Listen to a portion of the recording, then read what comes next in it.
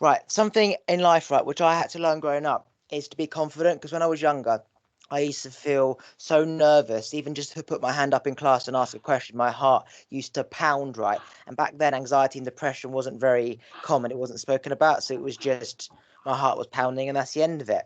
Not so you don't realize that probably everyone else also had that same issue of their heart pounding, but you just don't hear their heartbeat, so you don't know they're feeling it. But I had to face rejection from like people and girls in clubs and stuff to overcome my fear and to build confidence. And I had to like rocket through all the things that gave me anxiety and depression, not depression, anxiety, and made my heart pound until I became so confident where I could just do anything and anything and not get nervous at all. To the point where I literally could walk on stage in front of millions and speak, whereas before I can go up to one girl in a club and speak to them because my heart would pound, and then I'd talk myself out of it.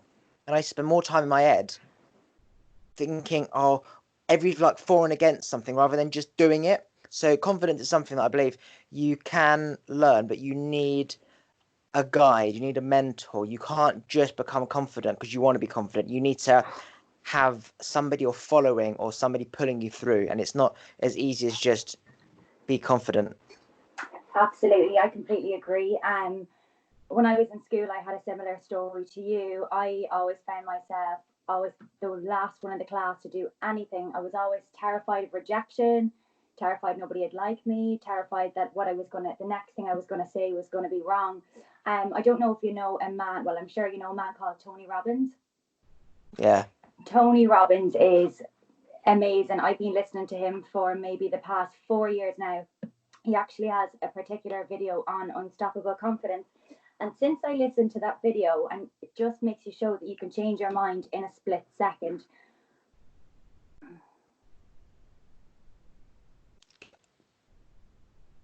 Can you see me?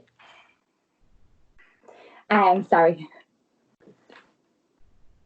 I can't do this. I'm too nervous. No, just keep speaking, keep talking. Oh, I don't see. This is what happens. You're always afraid that when you speak, that what the next thing you're going to say is wrong or that it doesn't make any sense. No, And this don't is what don't think about your thoughts, just speak them. I lost my train of thought. Right, you're speaking about Tony Robbins and you're listening to him and how he made you realize that confidence is unstoppable. Yes, confidence is unstoppable. I've always gone through phases in my life where, I could have a state for 6 months where my confidence is unstoppable. I feel like I can take over the world. And then I go through phases where I feel like, oh my God, I'm afraid to even speak in a group. I feel like personally, I'm a lot better one on one than I am in a group. I can be the loudest person one on one, but in a group, I am afraid to say anything. But I do think a lot of it is got to do with the generation that we're in these days because it's so judgmental out there. Especially I know Instagram, social media, a lot of that has a lot got to do with it, but you're just so afraid to voice your own opinion because you're just constantly getting judged. And I think it's just the world we live in at the moment. Yeah, so I've never been part of a group growing up. I've never had group friends being invited to parties. I've been to one party in my life, and that's because I invited myself. It's not even a joke, right? So I've not been invited to parties. I've never been part of groups. I've always been an individual person doing what I want and had individual friends. I've always I had 7 individual friends who I saw one on one. I've never been somebody who's had two friends to do things with. There's always one friend or no friends. Whereas most people I know, they're groups. You probably know loads of friends. There's just loads of groups, and they go festivals, they go clubbing, they go out, house parties, barbecues. I never had any of that. And if I did, I invite myself, and no one wanted me there anyway. Um, so so just imagine that you have 7 people. They're all a different energy. The stronger the energy leads the pack, and the rest follow. But if you're too strong for even the leader of the pack. So even he feels intimidated by you. So I was somebody who saw groups of friends who had a leader who they followed. I was friends with that leader, but then he felt intimidated by me one on one. And when he was with his peers, he always used to take the piss out of me like everyone else did because didn't want to show to the people following him that he liked me, right? And so really that comes down to you know I'm a threat to the pack and I could easily take over your people, and you don't want to be dealing with me because you need them to be against me so you can have the power in the pack. It all comes down to like tribes and governments and power. At school it's no different. It's just the leader of a pack and then the leader of another pack. It's like a big elephant comes across another pack of elephants. The big elephant of the other pack feels threatened by the other elephant. And it's just that fear of somebody taking over. So when I was at school, I was never part of a group of people. One on one, I was always okay with them, but when they were with their friends, they would always become their friends, and that was through college, that was through school. It was just the same story every time, where I was friends with the leader, but when he was with his people, he was against me because you don't want to show that weakness. And um, if you're too strong, you won't fit into any pack because you're supposed to lead everyone. If you are in between, you're the leader of the pack, and there's always different groups. Me, I was never part of any pack. You, for example, might not have fitted in because you were never part of any pack because you're too strong for even the leaders of the packs. You go down the pub, there's always groups of friends. If you don't fit in, it means you're not the head of that pack. It means you're too strong for all of them, which means you shouldn't be there. You should be creating another pack. And often that pack doesn't exist because if it did exist, you'd already be attracting it, which means you have to create it based on your thoughts, like your vibe is your tribe and type of thing. Yeah, yeah. Yeah, that is very true, and I think it's very, very important that you choose the people around you wisely. And I know, like you said, you don't want to be friends with people for the sake of being friends with people if they're not your energy. And I do completely agree with that. But I also do think that the universe has a funny way of bringing people together. I know when I was in school, I was like you, one or two individual friends, and that was really it. I never really had anybody else. And it was only until that I came to Australia that I found a group of friends, but you don't go looking for them. It never happens. The universe is funny, and sometimes it brings people together. And at the moment, I have a big group of girlfriends that I've never had before in my life. Something I've always wanted to, but just something I never fitted into before. And honestly, like they're 10 big energies. I'm not going to lie, they're all big, big, big personalities and big energies. Some of them bigger than mine, some of them not. But it doesn't mean for the first time, I always thought the same as you. I always thought there was somebody in the group trying to be the leader, but that's not necessarily always the way, because I know in my situation and my group of friends, I know we all have we are all on the same level. We all have great energies. We all vibe with each other. We all want to be the best for each other and push each other to do the best. So in life, not everybody is always against you, you know. And that's the thing, right? Because we are young, we are talking about our life up until where we are now, right? Which is in our 20s. So you look back at like the last, say, 15 years, that's always been school. And school is when you put loads of random people in one place because they live conveniently in the same village, right? But the energies are just, it's like throwing in a fruit salad with some mud, some chocolate, some lentils, some KFC, some yeah. When you get older, in terms of you're on this planet for like 80 years at least, right? You realize that that's 20 years. I've got another. That's only like one fifth of my whole life. I've got 4/5 left, which means there's so many people out there that I'm going to come across and meet who are like me. So for 1/20th of your life, you've got to be people who aren't like you, but that makes you learn for the 4/5 of your life that you want to be around people who are like you, and you wouldn't have known that unless you spent your time around people who weren't like you. And really, that's just like a group of elephants and a group of buffalo and a group of lion all realizing in one field that he's got a trunk and I've got a patch. And I need to go over there with the other lions. And he's realizing, yeah, I've not got a trunk and you have, so come over here with me. It's like you're realizing that I need to be there with them because they're not me. Like those lions are with the lions, those elephants with the elephants. But growing up, all the animals just migrate together because if they don't migrate, then the sun will kill them. It's too hot, or there'll be a storm, or there'll be no food. So they just all go to the same river, and then they find their pack.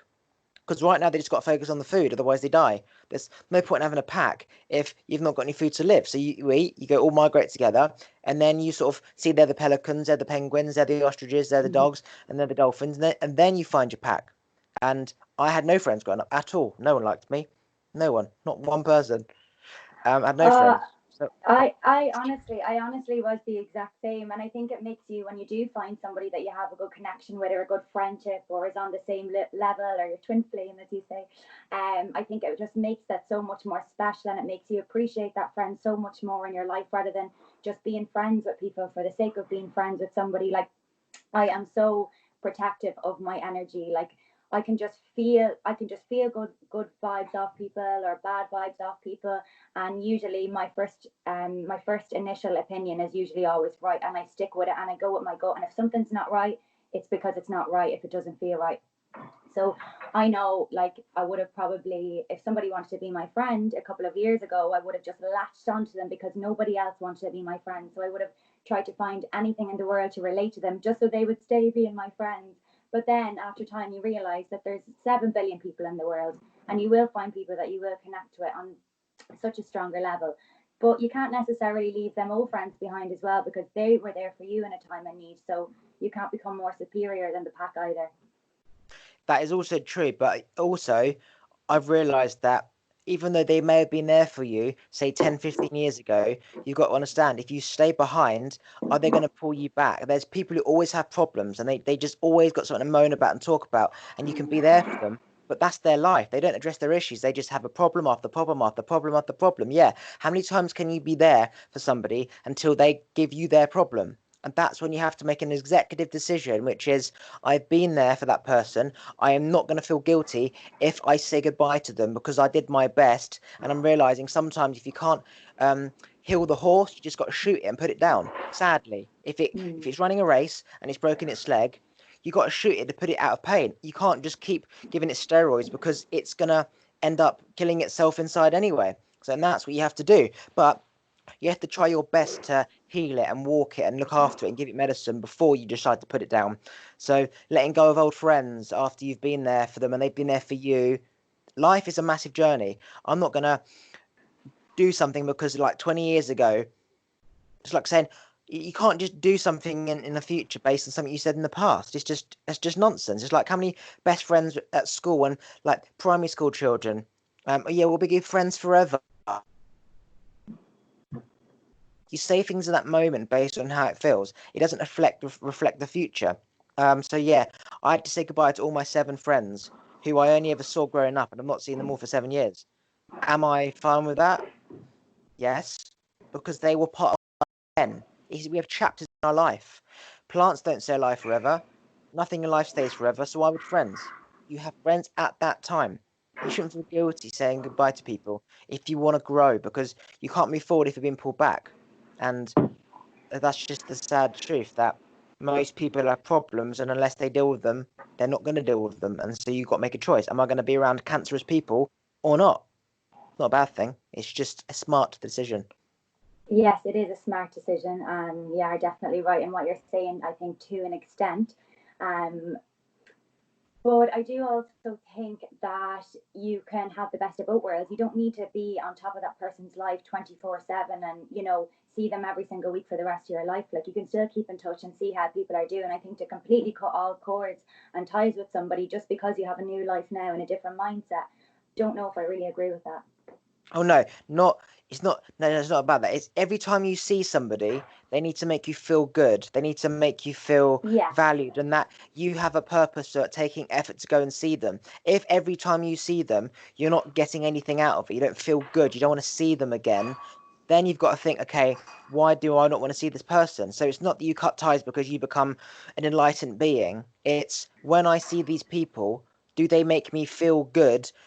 Do I feel as good as I felt before I saw them? Or do I feel better? If you feel the same, as you said, you can go back in the past and see old friends, even though you're completely different people. If your energy and how you feel stays the same, you could speak about just what you saw on TV or how your dog shot himself and stuff like that. You're on a neutral level. But if they start speaking about their issues and their problems and it always goes down to the energy, then that's not good for you. But yeah, don't cut ties just because you become an awoke elite being. But if when you see these people, they don't make you feel as good as you felt before you met them, that is a choice. Do I choose to feel shitty or not? Then you choose to not see them again. But if it's neutral and you just speak about, you know, dogs and nature and what you saw on Netflix, that is okay. That's just a nice conversation. But the minute it doesn't make you feel good, then you need to cut ties, because then it starts to affect you and how you feel. Have I clarified? Yeah. Yes, you have clarified. You've definitely clarified. That makes a lot more sense now. Yes, even in life right now, I would be the same. I would probably cut ties with anybody that is around me that doesn't make me feel good. And I don't care if I know your sisters, brothers, moms, aunties, uncles. I think that it's very important, because life is all about being happy and being made feel good. And if something or someone doesn't make you feel good, then I think you need to get rid of it straight away, even if you've no reason why, and something is just challenging you. You need to just leave it. Don't waste your time with that person. Don't have the bad conversations. If they want to have a negative conversation with you, zone out and just promise yourself that you're not going to do it again, and just leave it at that.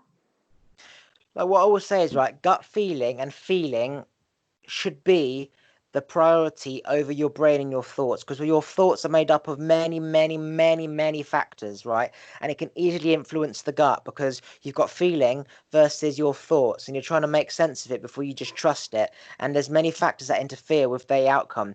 Gut feeling is your energy vibration, like a massive frequency, like walkie-talkie, that's submitting that into the universe, latching onto that thing that you're thinking about. And if it feels right, it's already gone out and given you the answers, whereas your brain will try and make sense of it, and often it can't. So if your feeling gives you a feeling, your gut feeling, for example, trust it over your thoughts, because every single time I've tried this and I've gone with brain thoughts rather than gut feeling, it always comes down to, why didn't I You're go with wrong. what I knew I should have done, which is gut. So what that says is that gut feeling is right every single time if you just trust and go with it. I know that my thoughts can interfere with my gut, or I think that it's gut feeling, but really it's my thoughts interfering with it. It's a feeling you need to differentiate. It's just going with it. It's like, do I just leave the house and drive, or do I in my mind have a direction where I'm going and then go? Well, now your gut feeling is influenced by your thought. So now it's not a pure flow. It's like it's guided in some form. Gut is always right. Always. Gut is always right. I could never ever tell you something more true, or I don't know when my gut has ever been wrong. I don't know when anyone's gut has ever been wrong. Do you think in the world that some people have stronger gut feelings than other people, or do you think that some people are just afraid or have the fear of going with their gut feeling and not get the results that they want? Because usually your Everyone gut. on. Everyone has a feeling. Everyone has a feeling that feels good or that doesn't feel good. When the nervous feeling versus this feels amazing, like love. The feeling of love versus anxiety, right? But the more in tune somebody is to themselves, the more confidence they have, the more they meditate, the more they have answers to all their questions, the more happy they are, the higher their vibration. And the higher their vibration, the stronger their gut feeling is, because now you have like an amplified antenna. Everyone's got the antenna, but the more happy you are, the higher the vibration you are, the more that positive energy can go out into the universe. Like things, you can project things on a higher frequency than a lower frequency. It's just the way it is. So the higher energy you are, the more happier you are, the stronger your gut feeling is, because you will project it more, and you can also attract it easier. Hence why you may feel things before others do. You walk into a room and you can feel it. Or if someone's speaking about you, you just feel it because you're picking up thoughts, because you have a high amplified energy antenna. I find even you get gut feelings before things even happen. Could be days, could be weeks. It's just something you're feeling, just something is not right. It's great, like it is. It's crazy. Gut feelings, they're crazy. So, like, let's just say that you're planning to go to the pub on a Saturday in 3 weeks' time, and loads of your friends and people you went to school with are all thinking about going there at the same time. The universe is saying, right, there's energy vibrations being focused here, and your energies are focused here. Your energy is not the same as their energy, so it's like there's an energy interference. It's not matching. Squares aren't going into circles, whereas you need to be going into square if you're a square. So the universe is saying, we're trying to like put these two squares together, but they're not, which means that's a circle and you're a square. It's not matching. And that's the universe saying, where your mind is going, the energy isn't the same. So that's when you trust your gut. And like, yeah, like it's just, I used to like travel half an hour to go to the casino, walk in and then leave straight away because it didn't feel right. And then other times I've just gone in there, I've landed a pound on zero for 3 spins, and I made £100 and I've left. I've always trusted my gut if it doesn't feel right, because I know from experience if I don't, I always say to myself, why didn't I trust my gut? And so if I know if I don't trust my gut, I'm going to end up saying, why didn't I trust my gut? Trust your gut. And then there's no mistakes being made twice, and I can't make a mistake twice in my life. Yes, I know you don't make mistakes twice, and you're like, yeah, even like I know a lot of people I surround myself with, they love going out partying and drinking, which there is nothing wrong with, and I like doing that to an extent as well, but it's more for social reasons. But anyways, I have had many nights over here where everybody is going out and I don't want to be left out, and my gut is telling me, Hayley, don't go out, just sit in your pajamas, do what you need to do. And I go out and I end up home 2 hours later. And I'm like, why did you go out? Why did you waste your time? Why didn't you just trust your gut and do what you know feels right? Because I didn't want to feel left out. And I think that's the joys of being 22, and I'm still learning and growing and finding myself in this world and figuring out what I really want and who I really am. It's all just a learning process, but I do think that I made a decision about 3 or 4 months ago, and I said to myself, if you don't want to do something, never ever do it to please anybody else or think you're going to make yourself feel good. If you feel like not doing it and your gut is telling you not to do it, just don't do it. And it's never wrong, never ever ever wrong. Yeah, people know me for just doing what I want. Like when I used to work at a restaurant called Nando's, right? Popular restaurant in the country, right? You have everyone else there who is like, 16, 17, 18 years old. It's just their first part-time job. And I got my first part-time job because I'd always worked for myself at 23, because when I was enlightened, I shut my business down and stopped chasing money and started again. So I was shoved in with a load of fucking 16, 17-year-old people who have no fucking idea like what even a fucking condom is, right?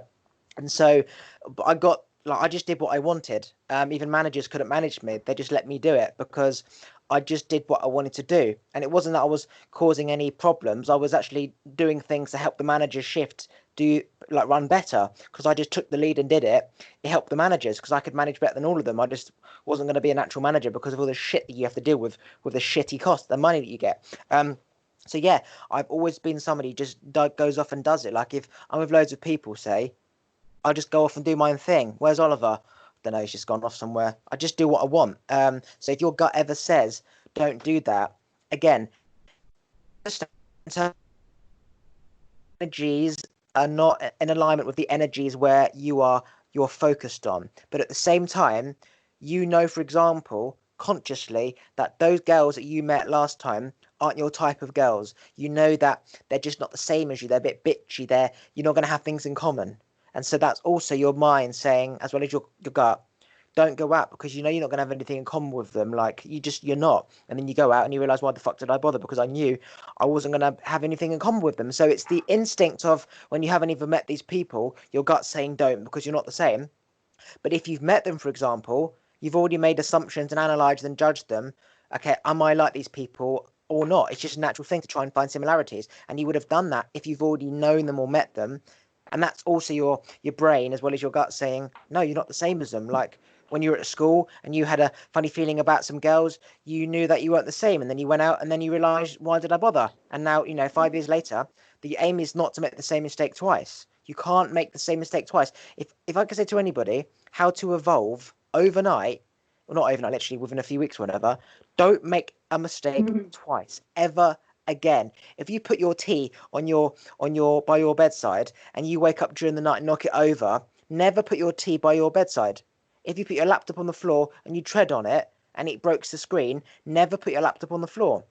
If you, for example, go out and you wish you hadn't, and your gut said, why did you do it? Never ever go against your gut again. People can evolve pretty quick. I evolved very quickly by not making the same mistake twice. I never lent people money ever again based on like one experience of when someone didn't give it to me back. And I don't make the same mistake twice. I put my coat on my door and I shut the door and it broke the zip. I changed doors. I don't put it on that door anymore. And my life is simple because I don't make the same mistake twice.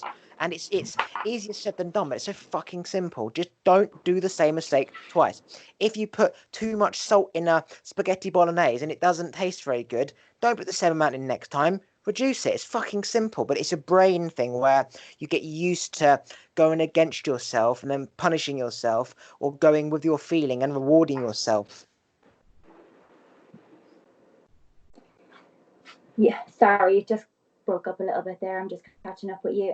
Yeah, no, I think definitely not making the same mistake twice is easier said than done. But I think you also need to be very in tune with your mind and your thoughts before you can do that. Because some people might make the mistake and think to themselves, "Oh, I'm after making a mistake, I'll not do that again," and then forget that they told themselves that, and then still go make the same mistake again. So I think to do that, you have to be very aware and very, very in tune with your thoughts, very switched on, and to be able to stick to your word. A fine example, right, is when I used to go clubbing with people and they used to get drunk and they used to say, "Oh, I'm not drinking again," or "I'm going to stop drinking for a month." And then the next week, the next day, they're doing it again.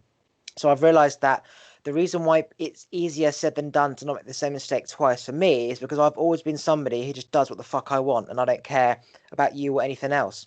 So it's easier for me to be like, I'm not going clubbing again, I'm not drinking again because they didn't really like me anyway. So I've not lost anything. But for somebody who is in between and has groups of friends and they go out and they get drunk and you feel shitty.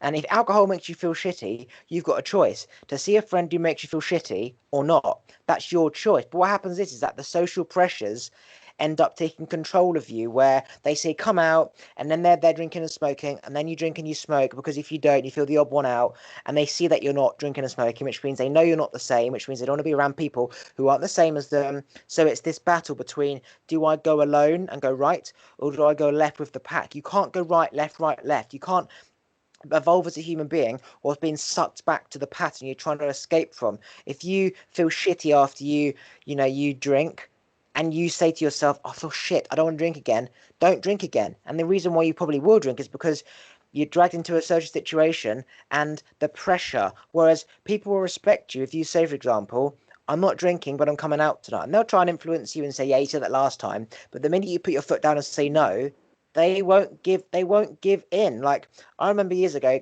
clubbing outside in the smoking area. People used to say, "Do you want to have a puff?" No, I'm okay. Go on, have one. No, I'm okay. Go on, have one. No. People know that if you say something and you say it again, you're probably going to change your mind. It's just statistics like, go on, do it. I'll go on there. And you feel the pressure. But if after 3 times you still say no, they start to feel like they're annoying and they are nagging you if they ask you again. And when you're growing up, you don't want to be classed as annoying. I was the most annoying fuck anyone ever known. You're so annoying. You're so fucking annoying, right? I was just annoying because I used to go on and on and on. So people aren't going to ask you to drink or smoke more than 3 times because if they do, you can say to them, stop being so fucking annoying. People don't want to be classed as annoying when they want to be cool. So you have to say the word no 3 times and they realize you're strong and they won't bother. No one's going to try and axe down a tree if it's not going to fall. You axe down a tree that has weakness, so it falls. So, to cut a long story short, it's easier said than done to not make a mistake twice. But if you hold your ground because you remember why you said, I'm not going to make that mistake twice and drink again, hold that ground. They will respect you. If they don't respect you, if they don't invite you out next time because you're not drinking, they were never your friend in the first place. And you don't want to be around people who only want to be around you because you're drinking. It's just fucking nonsense.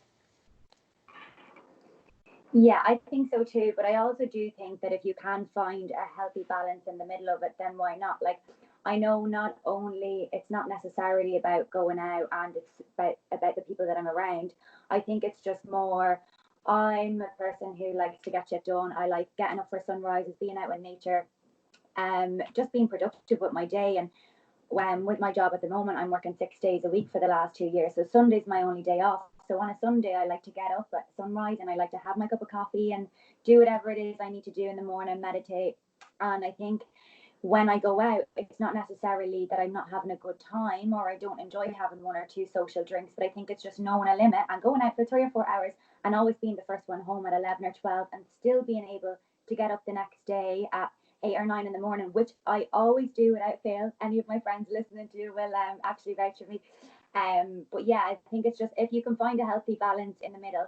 But I found for a long time it was hard to find that balance. For the first couple of months, I felt like, oh my God, you know, why am I different than everybody else? Why do I want to go home? I'm the youngest. And then you kind of think to yourself, well, you know what, actually, this is just me. And if you don't love me and accept me for who I am as a person, well, then so may be it. And then the next morning I'll get up and then I'll find my other friend who does like also getting up early on Sunday mornings.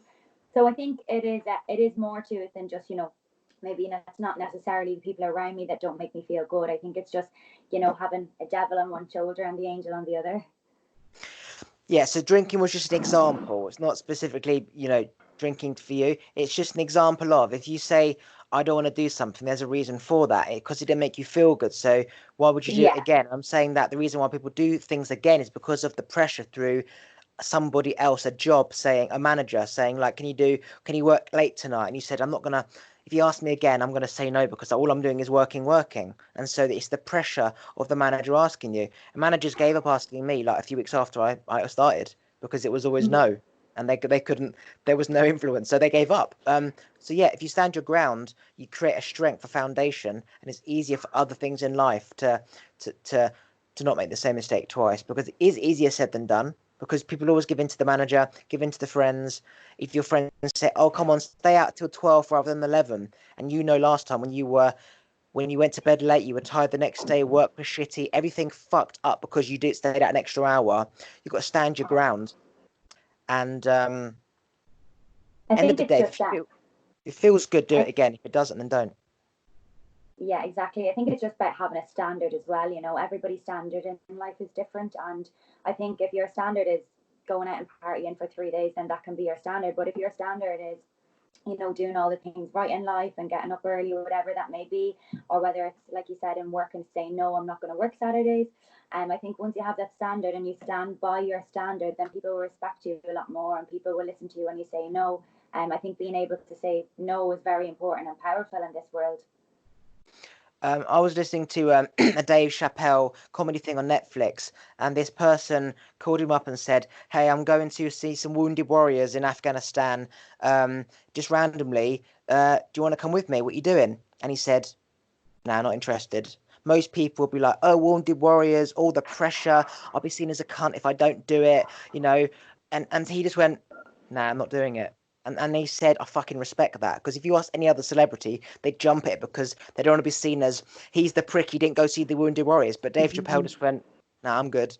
And he said he respected the fuck out of him. So saying no is, people respect that. Like, people respect that about me, how I could be. And he said the words, he's never known somebody so compassionate but so selfish. Like, because if he wanted to go to a, he would very, he'd love them, he'd help them, he'd speak to each individual person and get to know each person if he wanted to.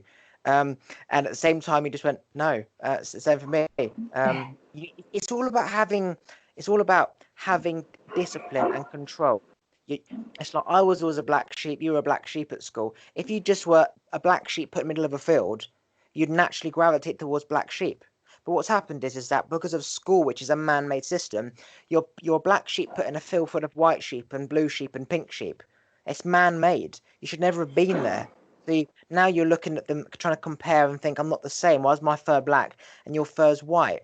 And then you're trying to understand why. Like, all my life was about me understanding why I was the different, why I wasn't the same. I spent my life in my head working out, why am I different? Like, why am I so nice and lovely? I haven't got a girlfriend. Like, so good looking, but I've not got a girlfriend. Why is he able to? And you're trying to understand everything, right? And then you realize, man has put me in this field full of white sheep, but in terms of the universe, which is energy, I would always have attracted towards black sheep. You'd have always gravitated towards Australia, for example, to be around your tribe, and you would never have been put in Dublin with all these fucking idiots at school. And it's just understanding why things are like they are, to give you comfort, and then you don't feel lonely, you don't feel left out, you don't feel different, you understand. It's all to do with knowledge.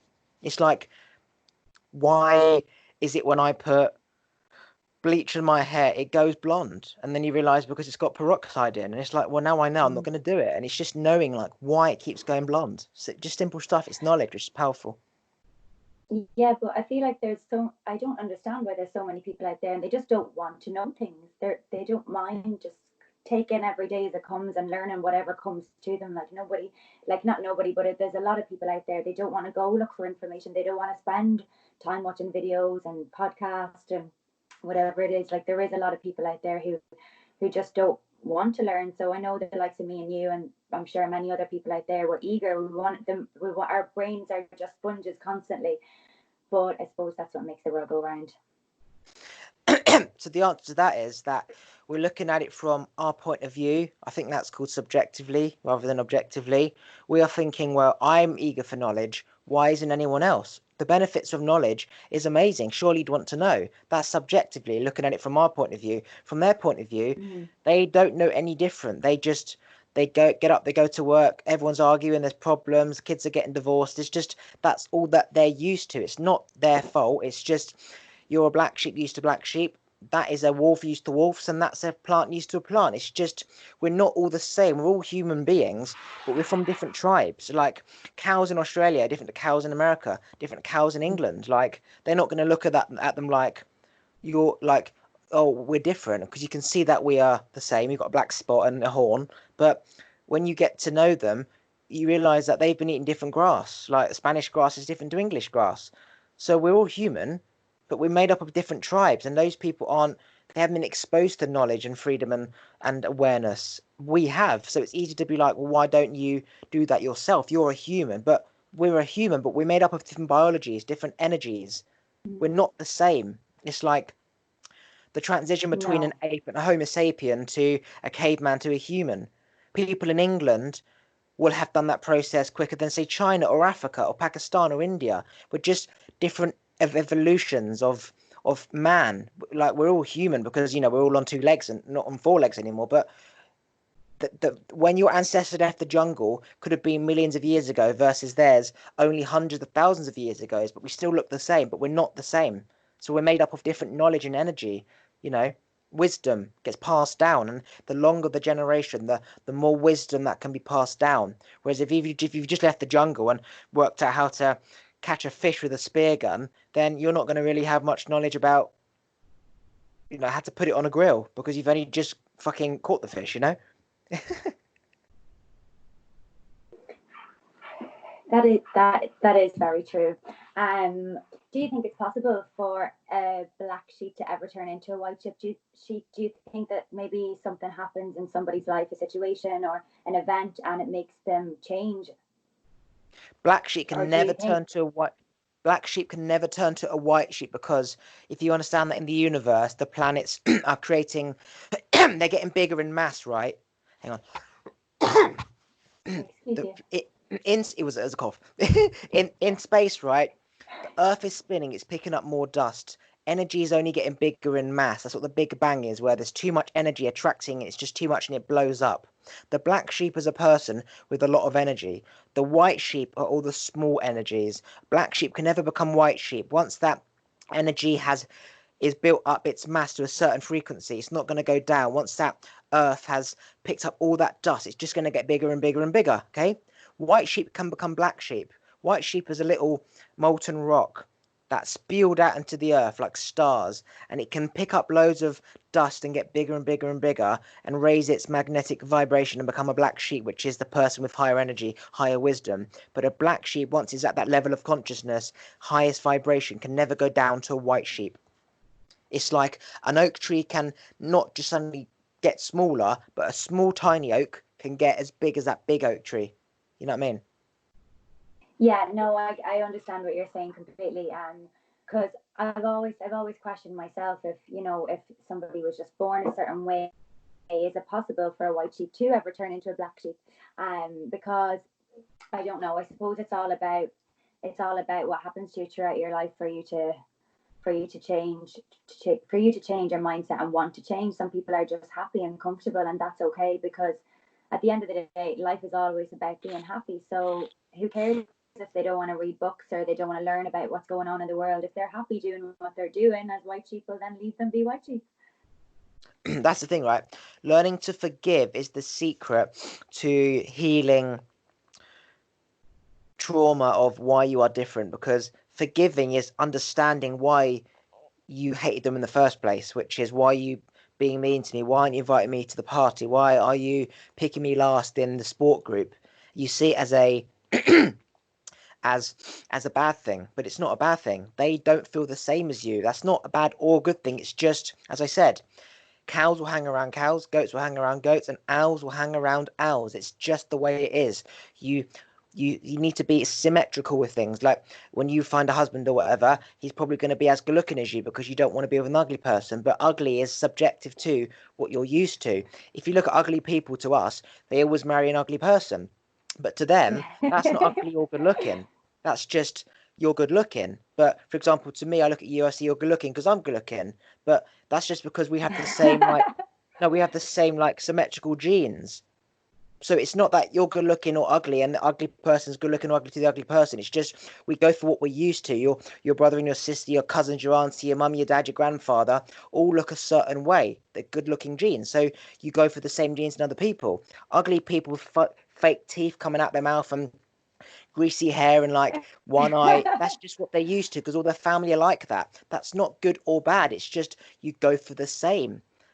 And so when you forgive with reasons why people didn't treat you the way you wanted to be treated, you understand it's because you were never that black sheep. You were never the white sheep. That's not good or bad. It's just you were unfortunately put in a school with white sheep when you could have easily be put in a sheep for the black sheep. And it's just the way it is. Like, you know, if your parents lived in a different town, then you would have gone to another school. And then you could say, well, they were always meant to live in that town. So it goes back to, okay, well, everything happens for a reason.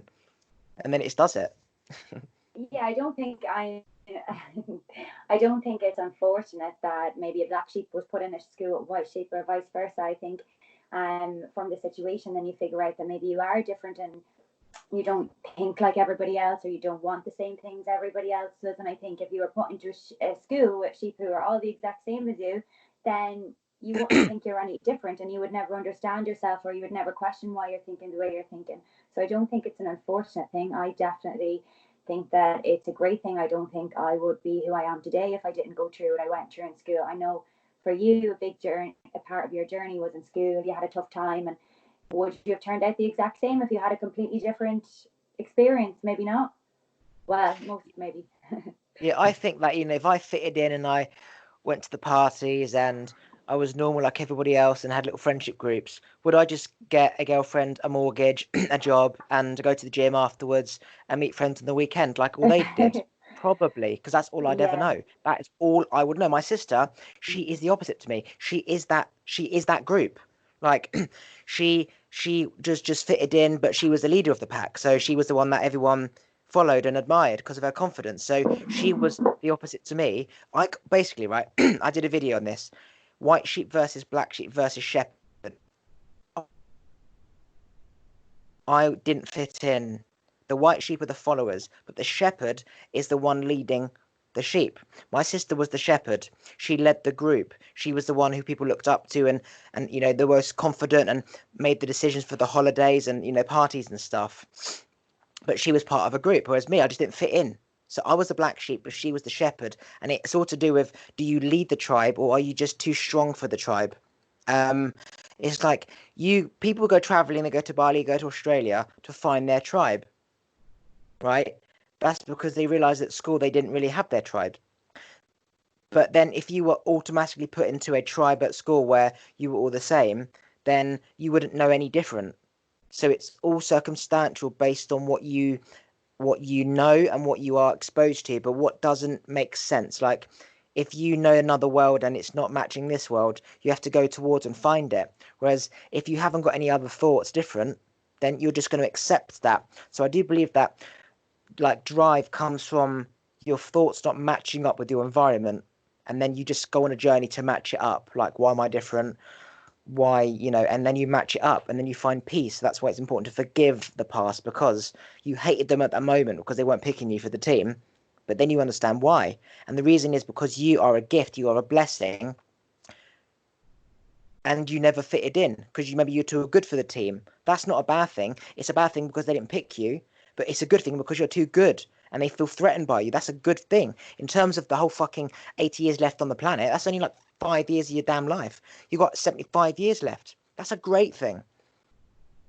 Yeah, I think that's really nice way of explaining it, and a really nice way of thinking about it, and it clarifies a lot of things. Do you think in your life, do you think that it would ever bother you? Would you like to find a pack, or do you think you're happy to stay on your own forever, or are you just happy to always communicate with people from all around the world, or well, So how do you my feel? my pack is finding woke people and people awakening because everyone who's awakening eventually hopefully becomes woke. So you can't rule out anyone who is awakening because they're going to be woke, and I'm woke, and I was also awakening. So it's not okay. You're either awoke or I don't want to. You're not part of the pack. That's nonsense because it's the journey of awakening to awoke or no journey at all. If you've turned right, you're not going left, and if you're right, we're the same pack, we're the same tribe, and if you go left, then we're not. So I know that my tribe is spread out all around the world. I don't know. There's no tribe where I live. Like even if I go to London, yeah, people know certain stuff, but they don't know the level of stuff that I know, and the level of stuff that people around the world know versus what people know in London. It just doesn't compare. It doesn't. So that is my pack. I'm not going to have a physical pack where I go for a barbecue in England, but I'm sure there'll be places in life where Excuse for example, you go to like a Bali full moon party, for example, or a you. a ayahuasca event in Australia where I can have barbecues with them for 3 weeks. So that'll be like my equivalent to having a party on the weekend, going with some friends. It's just it'll be I have to get on a plane and travel for miles to do it, you know? A little bit random question. Would you ever think about going to the likes of Burning Man to connect with people who are on your level from all around the world, or have you been before? So when I was younger, I always worked for myself and I was always making hang on. It's a fucking cough. Coronavirus. Blood in my throat, not sneeze. When I was younger, everyone went traveling and I decided to set up a business because I thought I always knew I was going to be a millionaire. When I'm a millionaire, I can travel when I want. Whereas if I go traveling now for 5 years, I'm never going to want to return. I'm never going to have a chance to make a business, and I'm just going to have to get a job, and I can't go traveling anyway. So I decided to, when everyone else is traveling, I just was making my business. And then when I've got money, then I can go traveling. So to your answer, I want to spend my life traveling the world, doing speaking events, getting paid for them as I travel. That's the dream. Traveling to all these amazing countries, meeting amazing people, healing, awakening people, spending time with people on the same vibe. There's nothing better. There's nothing better. Yeah, But definitely. I need money to do it. It's gonna happen. Yeah, I know. Actually, just as you bring up the whole money situation, I remember I was listening to your podcast a couple of days ago, and I know you were talking about. I know it's a bit of a change of subject, but you're having a conversation about how, say for example, a lady wants to get pregnant, she tries really, really hard, her and her husband, and she ends up having to go for IVF, and it just doesn't happen. And as soon as she stops thinking about it, as you say, fucks like a 14-year-old, and suddenly it happens. And I'm just curious with your mindset. You were saying that for years and years and years, you knew you were going to be a millionaire. I believe you're going to be a millionaire, by the way, also. Do you think because you've thought about it so much and you've tried so hard that if you just let it happen, does that make sense what I'm trying to say? Absolutely. It's the same as trying to get pregnant. I wanted to be a millionaire so fucking much so I could go back to school and say, fuck you and my Ferrari, yeah? That I wanted it so bad and for the wrong reasons. That's why I said you have to forgive the past. Yes. When I go up to, say, a school reunion, I'll just go up in a white van. Like, my mindset's completely changed. Like, it's not about, fuck you, I'm a millionaire, look at my Ferrari, you wish you were my friend. It's not about that because it's just not about that. It isn't about that. Like, I can't explain it any different. It's the same thing. I No, wanted it it's not. so bad that I was trying to force it to happen rather than let it happen naturally. Yeah. But then you could say it's all part of the journey, as you said. Everything happens. You're meant to be at school with the white sheep to realize you're different, to then find your black sheep. It's like if we're all energy, and energy is about the balance of yin and the yang. So it's you attract with the opposite to balance yourself up. Like 6 people in a pack, and you're the seventh one, and you're the same energy as the other 6. Then it's the balance. It's the 7. Like 6 and 1 equals 7, and you're also a 7. It's the balance, which means it was always meant to happen. So, but then was I always meant to force the £1,000,000? Well, you could say people who learn that you got to let it happen naturally end up getting it. Those who force it don't, and until you learn not to force it, only when does it happen. But then those who don't force it at all don't try, so you don't know any different. So Yeah, it so is it's finding that balance of balance. it's this balance of trying so hard to force it, you just give up, and then it happens. Like it's all to do the energy balance. Yes, you need to trust the universe, but you need to try to make good decisions along the way, and not be too laid back. You know, it's like not pushing it too hard, but not doing nothing about it. And it's just hoping that would be nice and knowing it's going to happen, but just not having any rush or any time limit on it. I know you were saying something as well about before about, you know, you were meant to be born 3 years before than what you were. So maybe that was all in line of why maybe you haven't made it when you thought you were going to make it. Absolutely true. I remember, and I always analyze the past, right? Not anymore, but I analyze things to learn, and I realized that when I force things to happen, I just end up digging myself a big hole to get myself out of. Like I just force things to happen that should never have happened. Like I forced somebody to book something because I wanted them, and they suggest to shut me up, and then they cancelled the minute before. I forced it, right? And then I learned, okay, if I don't force things and I just allow them to happen naturally, it's almost like I plant something, I plant something, I plant something. That comes back, that doesn't. That comes back, that doesn't. I'm still in the same position. It's like I didn't know when I got my part-time job at Nando's, when I'd liked myself and liked my parents. It was like, now what do I do? I got a part-time job. I didn't know what to fucking do, and I was there for like 3 years. I didn't know what to do, and I realized I can't just create a business because I want to be a millionaire. I don't want to work for a company because I know what I'm like. I'll start something and then I'll realize this isn't doesn't make me feel good, and I'll stop it, and it's a waste of time. So I just did nothing. As I said, doing nothing is it's better to do nothing. Better to do nothing in the right. Better to do nothing. Fuck's sake.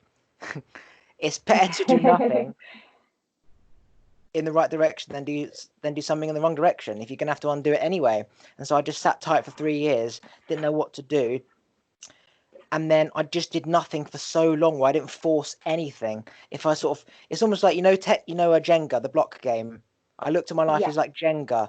If I pushed that brick, it didn't go easily. I didn't, and I went to the other brick. I pushed it. Nope. Little bit of movement, kept pushing it, didn't go all the way through. And then one brick you push, it goes all the way through, and I go down that path.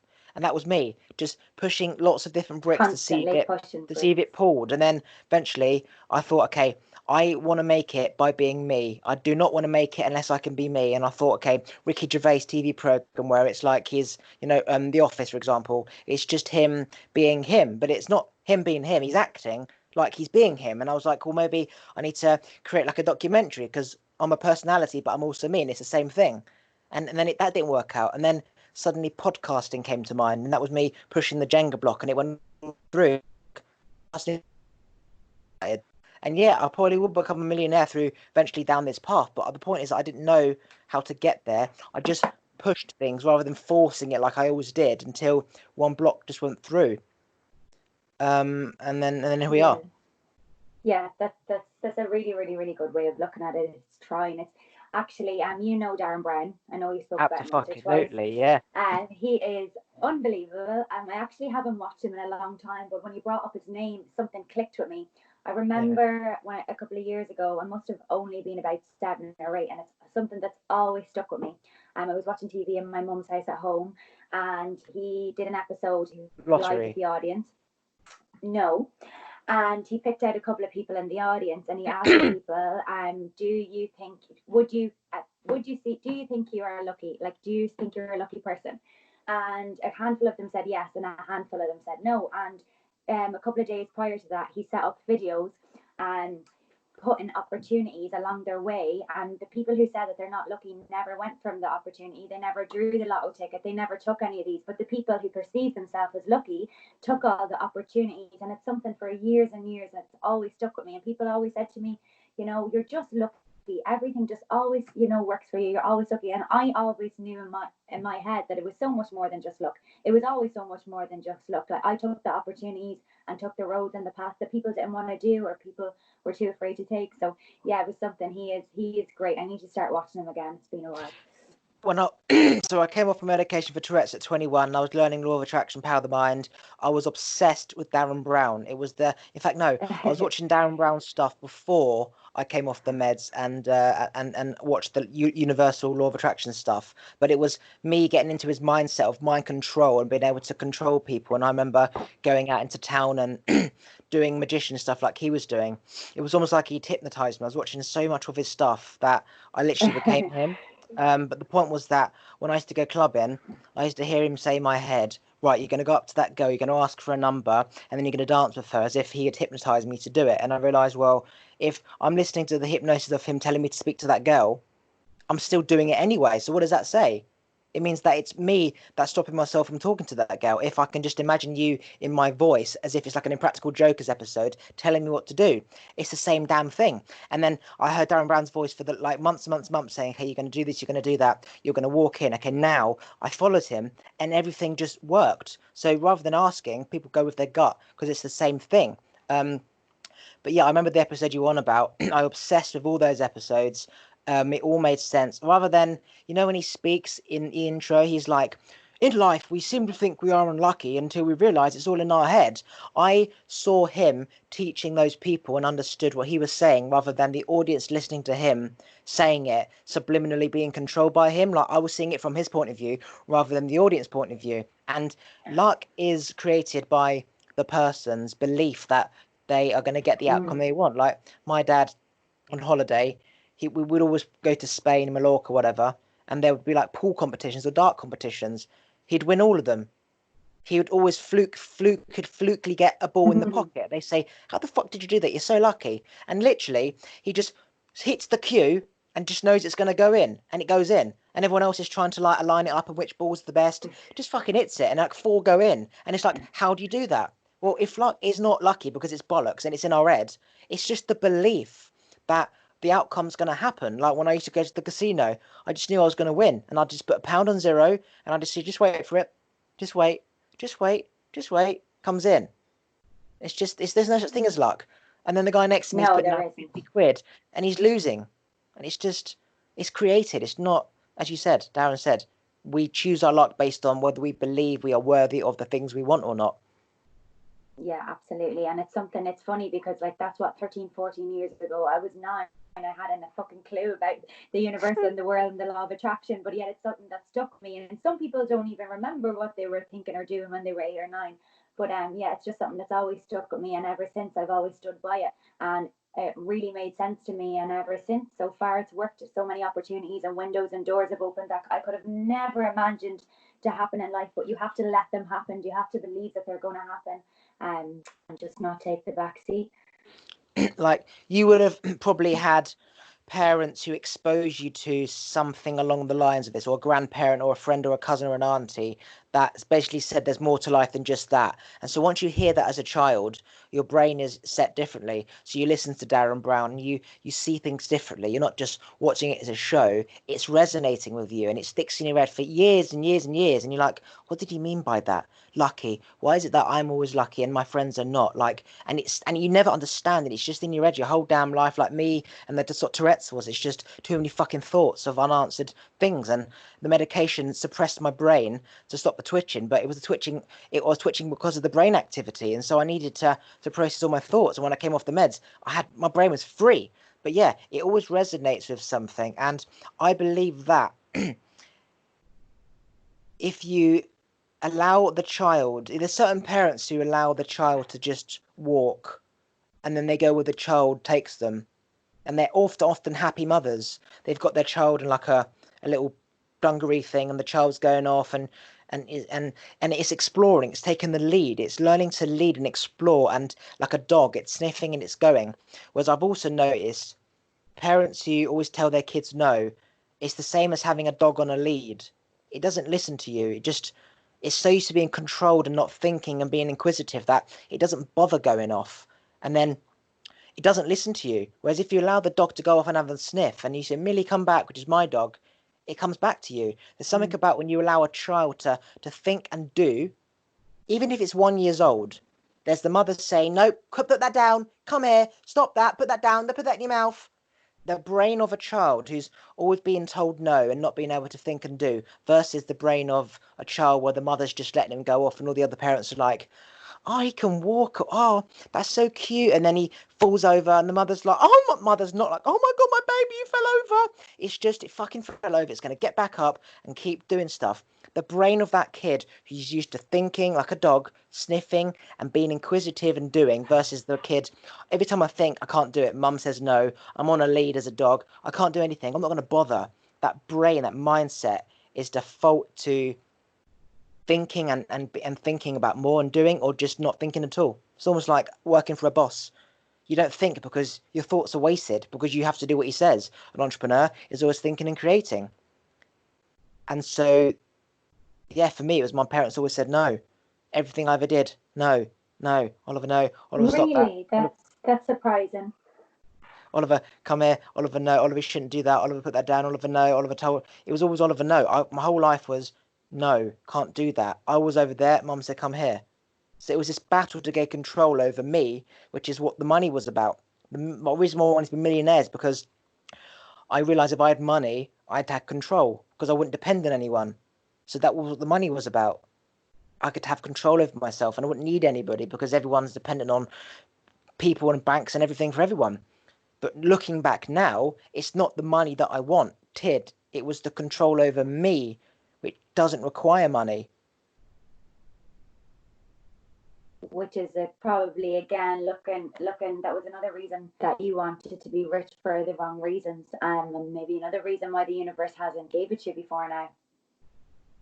Yeah, it's so true, because it wasn't money that I was supposed to have. It was just being me, being free. And when you are free, people naturally gravitate towards you. They see confidence. There's people who think you're an arrogant prick if you're confident, and then there's people who are like, I admire your confidence. It's the opposite. And the people who admire it want to be confident, and the ones who think you're an arrogant prick are weak people. So, and that's okay. That's also fine, right? And so there's nothing problematic with being too confident, because you're attracting just as many people who want to be confident as you are attracting as many people who think you're an arrogant prick. It's just you choose to react to the negative or the positive. Yes, I agree, but I do also think that there are many confident people out there, and confidence is an amazing thing for anybody to have or learn. But I do think there are still cocky people out there. There has to be a line somewhere along the line. Yeah, for me, cocky is when people who think they're superior. Yeah, for me, confidence is just like a knowing, and you know that person knows, and occasionally they will say it because you know that they're not cocky, they're just like reinforcing it as a way to, this is how you should be confident. It's a good thing. It's almost like leading an example, showing you the life you could have. Like, if you want this car, work hard at school. If you want to be confident, then be like me and be confident. But then cockiness is like, well, they're not actually confident, and you know they're not. They're saying it because they want to be it. That's cocky. But also somebody who also talks about themselves all the time, arrogant. There's a middle ground. Someone who speaks how good they are is arrogant. They're not necessarily cocky, because they could be confident, and cockiness is where you're not really confident but you're preaching it. Whereas confidence is, you know, you're what you say you are. You don't need to preach it. So there's actually, it's cocky, arrogant, and confidence. Does that make sense? There's three parts. Yeah, that does. Yeah, no, that definitely does make sense. I think it's just trying to find. I think everybody, it's good to have confidence, and if it's something you don't have, it's definitely something that you can learn to have. And I think people need to understand that. I think a lot of people think that they are wired to not have confidence. They're just not that type of person. They've never been the type of person who stands up and does presentations, or they've never been the person to lead the pack. But you need to realize that you can teach yourself 100% confidence. And I think surround yourself with the right people, or maybe nobody at all. I think with the right knowledge and books and videos and practice, I think you can definitely gain confidence, and it will get anybody far in life.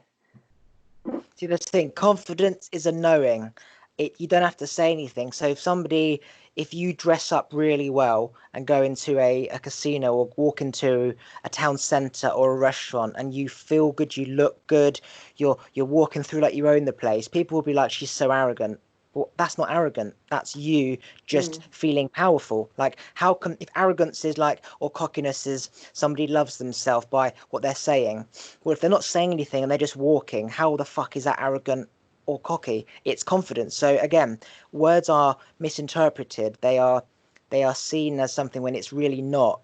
And it's just how you feel. Like if you are purposely walking in that restaurant thinking I'm better than you, then that's an issue. That's an ego issue. But if you're just walking with confidence and just feeling good, and your intention is you, not the reaction you're getting, that's okay to walk through like you own the place. That's confidence. And that's what I want people to be like. Like, I'm very confident, and people know I am through what I say, but I don't say how great I am. I know I'm great. And if you say, Oliver, you're great, I'll say, I know, rather than, oh, no, I'm not. It's like when you go, you're so good looking. So you go to a good looking girl, you're so fit. No, I'm not. Oh, you really are. No, I'm not. It's like they want that reinforcement, right? Reassurance. Whereas me, I don't need that reinforcement because I know. So if I say I know, it's cut short. You're not going to go, no, but you really, really are. I know. Yes, but you really are. It's not the same effect. Whereas if you say to a good-looking girl, you're really fit. No, I'm not. She needs that. So No, it definitely again, not. it's a different mindset of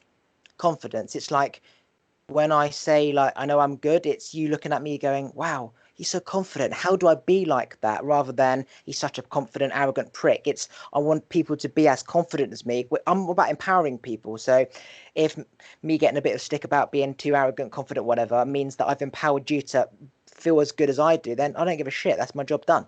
Because I can handle it all. I literally can handle it all. Yeah, but and it comes down to feeling good as well, isn't it? When you feel confident, you feel good. But it's not so much about what you're saying. It's about how you're saying, body language, tone of voice. It all comes down to things like that. You can be talking absolute shit and not have a clue what you're talking about. But it's all about, yeah, just like I said, it's all about your just of how you speak, your body language, all of that kind of stuff. What phone battery is your phone on? It is on. Oh, I took a picture. Sorry. It's actually done okay. 30%. Oh, that's so cool. So yeah, confidence is a high vibration. Just imagine that our cells are supposed to be vibrating at a certain frequency that plants vibrate at, the earth vibrates at, just everything that vibrates at, right? And confidence is when your body is in harmony with of what it should be in. And when you're not feeling confident, you're feeling nervous, which means your body's at dis-ease. It's at disharmony. It's a different vibration. So being confident is just feeling good, which is how we should be feeling anyway. Like animals, they just feel the same every day. They don't know the difference between what's good or bad. It's just they're just feeling that, and we should be feeling that too. Like if you didn't know what it was like to feel sick, then you just know that that's just a feeling. But if you eat a pot of Pringles like I did the other day, I felt so shit and I made myself sick. So now there's a difference between feeling and confidence is Oh, it's just being actually in just harmony. freezing Huh? out there. Confidence is just being in All good. You harmony just with froze there. oh yeah, confidence is just being in harmony with how it makes you feel. And yeah, tricky. It's Not it's it yeah it is it's a state of mind though as well, and it can be changed in a split second like that. I don't know how much of Tony Robbins you listen to. I am obsessed, but he always says if you are going into something, whether it's an interview or you just feel like shit, just close your eyes for 2 seconds, put your shoulders back, change your tone of voice, pretend you're wearing an imaginary cape, and then you can just change it in a split of seconds. But it's very powerful. Having confidence is very, very, very powerful, and it gets you lots of places in life. it's interesting. You said something about I don't know an hour ago or whatever that like for example, so I don't admire many people, right? I don't have many mentors, and it's not that I feel I'm superior to people. It's not about that. It's about my own self-belief, right?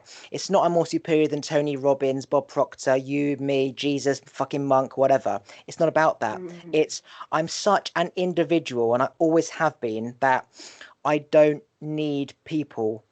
I want people, and I will always be with people. But the need for something, like, for example, like it's almost like I'm aware of something and I watch Darren Brown, I watch Bob Proctor, I watch Tony Robbins, I watch these people, but they get me to the next stage.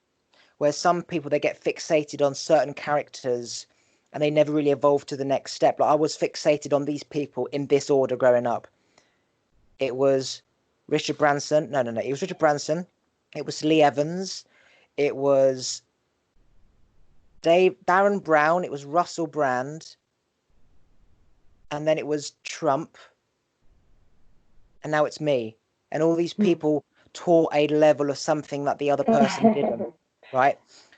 So it's not that I'm superior, because I'm no different to any human being, and anyone can essentially create my mindset, because I'm just teaching the knowledge that I learnt myself. So if I learnt it myself, I could teach you, and you can get to that stage should you wish. It's more the fact that I'm such an individual, and I always have been, and I don't fit in with anyone or anything, that I don't admire people. Like when I was growing up, all my friends used to have like a picture of Cheryl Cole on their wall, or somebody like a hot chick, a babe person, like a babe station, or some, Angelina Jolie or Nicole Scherzinger, right? Or fast cars. And my dad said once, "You've never really fancied anyone like any pop stars?" And the answer is no, because I always loved me and myself, and always wanted to do what I wanted to do. Nothing else like fascinated me. Nothing really. I didn't really give a shit about anything apart from just me and being happy. And because it was such a 21-year battle to do it, I didn't have time to think about Cheryl Cole and fucking fast cars and parties, because I was trying to work out, things that were important. So I think it's just I'm too individual. Connection has just gone really bad here. Sorry. Hang on a second. What did you say? The connection is just going really bad. The connection is just going bad. I'm kind of only hearing bits of you. Okay, I'll stop, and then hopefully it will start coming through again. Is it coming through now? Yeah, I can hear you there a little bit better. Yeah, it's just that I'm too much of an individual thinker, that I just don't fit in with anyone or anything. And it's nothing to do with being superior, nothing to do with ego. It's just I am, as I said, I call myself a rare species of frog that no scientist has ever come across. And I can't help that. I just don't fit in with people. I want to. That's all I ever wanted to do, was fit in and be normal, but I just can't. But you don't have to fit in. You just have to find somebody or people who accept you for who you are. You don't need to fit in with them. But if they just accept you're wired differently, then and listen to you, and that's all that matters. And I think I know you were saying about, you're not like, you're not different than anybody else. But all of those people that you've listed out, they have planted seeds somewhere along in your brain. And if it wasn't for all of those people, maybe the plants would have never grown as much as they have. Absolutely, yeah. So as I said, it's like each person got me to the next stepping stone. Every single person I fixated on, I saw somebody I wanted to be. Like every single person I admired, I wanted to be them. And until I was them, I'd focus on them, and until I was them, and then I moved on to the next one. So it was the Darren Brown, and then it was the Richard Branson, and it was the Russell Brand, and it was the Lee Evans. And you can change your personality based on what your thoughts are. And if you focus on somebody, you can become them, but you can also become yourself by imagining that voice in your head is somebody else, but really it's you. So if you want to be the best version of you, where you go out and just say, "Hi, I love your clothes. Where are they from? Oh, look, you look so good. Look at those glasses. Like, I love your handbag. Have a good day." That won't feel like you, because it feels like, well, that's not me, because I'm not that positive. But then when you do it, you get a reaction. You like the reaction. Girls admire that. And then you want to become more of that. And you can create that, just like I did with the Darren Brown mindset of making people do things where it was me, but it was Darren Brown, but it's just the neuron firing up, which is the voice in my head. So it's not Darren, it's just a frequency. And you can pretty much be any person you want, as if it's a character, but it's not a character, it's you.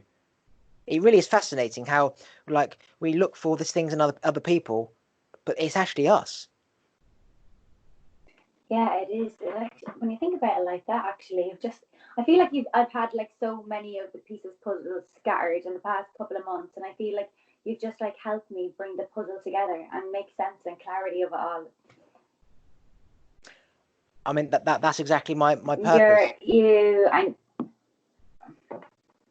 Yeah, well, that's good, because I know sometimes I feel like there's so much going on in my head, but my expression sometimes I find it hard to express what's going on up there because there's so much going on up there, and I hope that I get to a confident stage that I am so sure about what I'm saying, because I feel like I'm so open to all of these ideas, and I'm so open to everything, but I'm not like, I don't have set beliefs, you know, and I feel like I'm trying to listen and understand all these different types of beliefs in the world and all of these different theories, and like I'm trying to come together with my own. And until I do that, then I'm not going to be able to speak with confidence and reassurance. Reassurance, is that the word? What I will say is that thoughts do come to an end, right?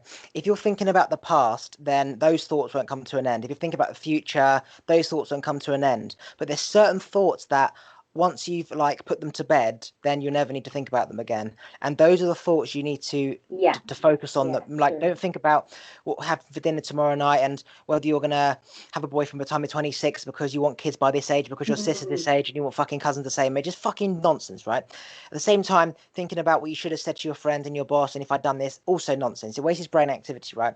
There's thoughts that once you think about them, you never need to think about them again. Like me, I'm speaking about thoughts I thought about 7 years ago. I don't think about this shit anymore, right?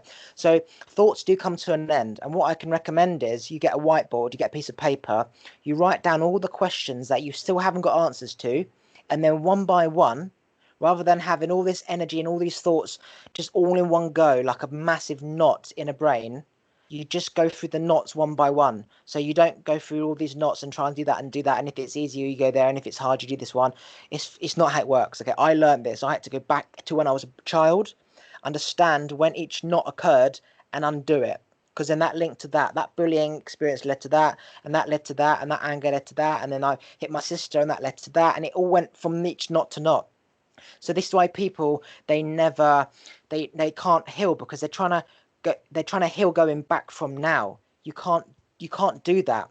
You can't heal, you can't undo the knots going back. You have to understand where that knot came from, and then go back to understand where that knot came from, and then understand you're understanding where the knots came from. You're not undoing them as you go back until you get to the first knot, and then you undo that knot, because then that knot came from that knot, so you know how to undo that one because you came from that one. Whereas if you go back, you don't know where that came from, because that didn't just come from the last knot. It came from a fucking knot when you were, say, 6.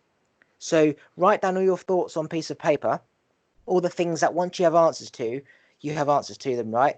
Put them in order of when you first thought about them, in order. So, you write when you were 6, 7, 8, 9, 10, 11, 12, up to 22, categorize them. Put all the thoughts that you've thought about when you were 22, all the thoughts when you were 21, 20, 19, 18, 17, 16, 15, 14, 13, 12, and so you were 6, for example.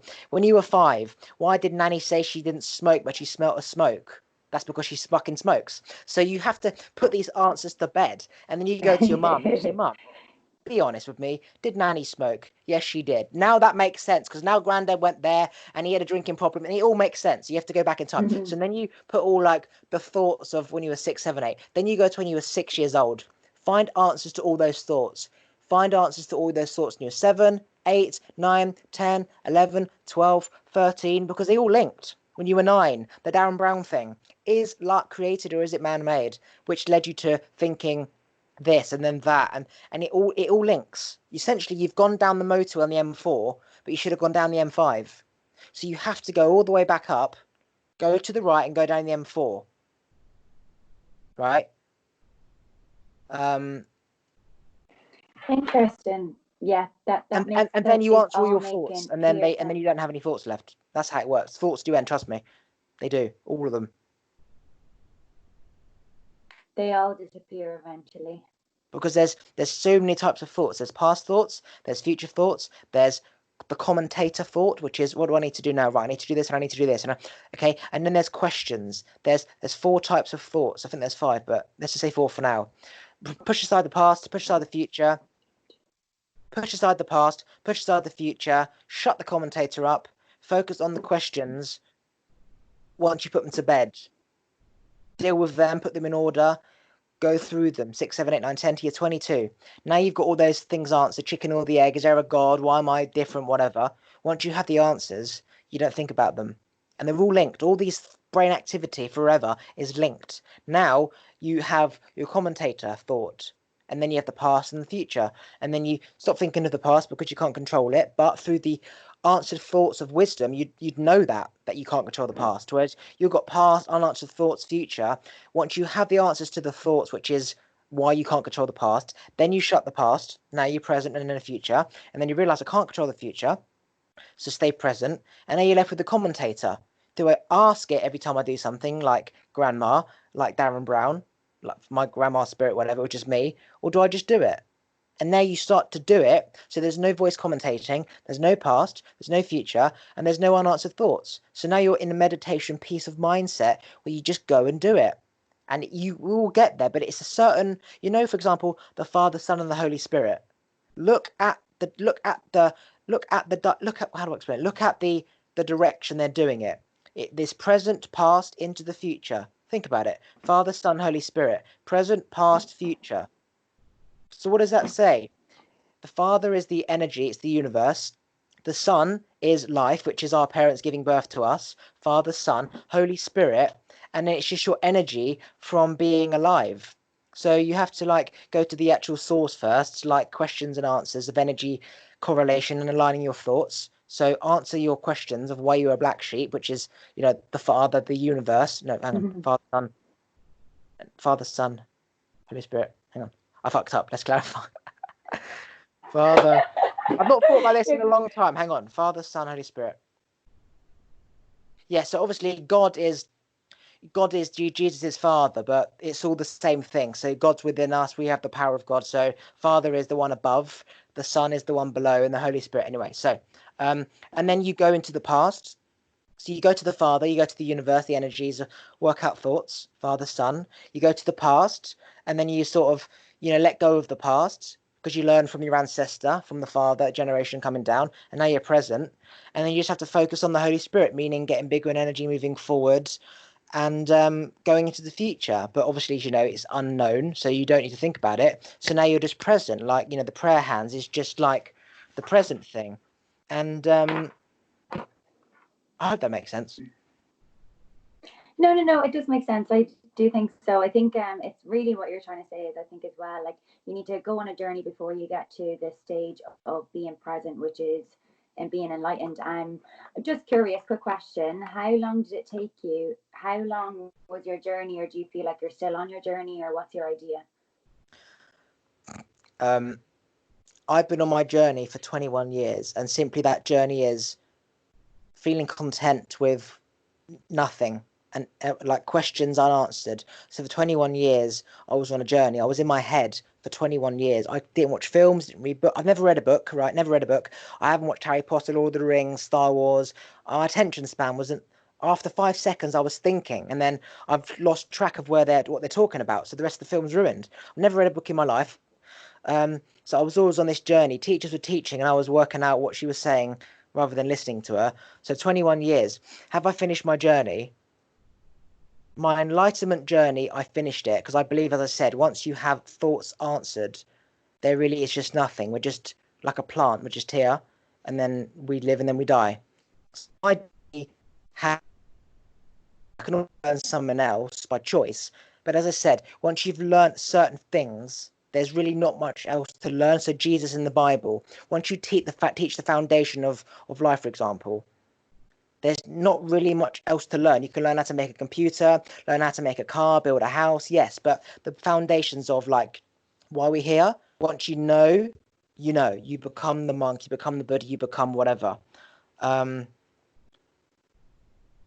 else did you say? Interesting.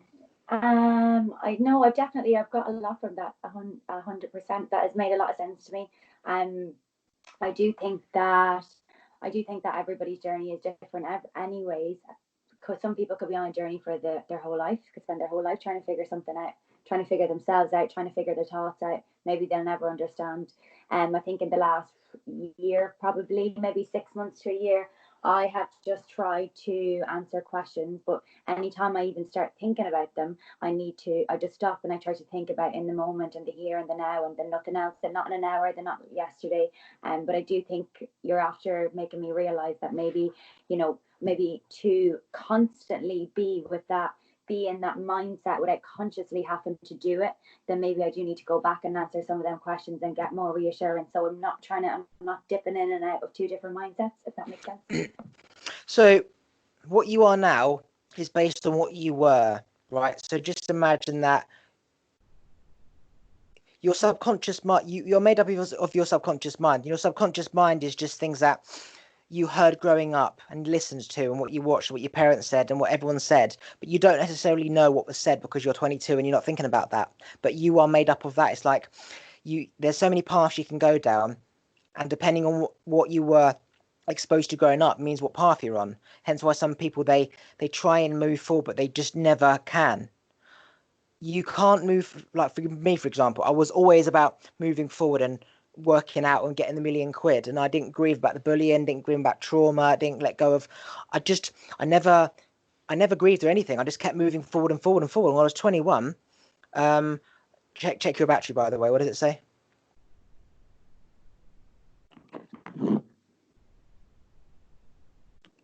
21. Okay, cool. So I just focused on moving forward, right? Because I wanted to get out of this pattern, and I never grieved. And then when I was 21, I had to go back till I was 6 and grieve of people that died, and my dog and my rabbit dying, and grandparents and bullying. And I had to basically become that child of, and I grieved to what I should have grieved them. So people want to move forward, and they want to be present, but you cannot move forward and be present. So you go back in time, as I said. Most people are knotted, right? They've got a rope full of knots. Most people, they just have those knots and they just get knotted and knotted.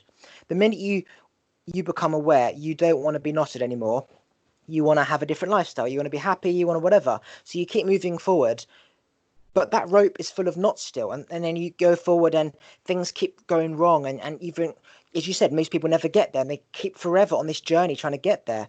But the secret is to go back. And you're like, well, why the fuck would I need to go back to when I was 6 if I want to move forward?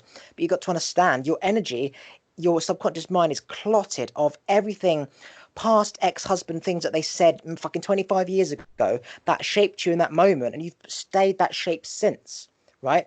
So you need to go back in time and cry and remove that energy and emotion, understand things.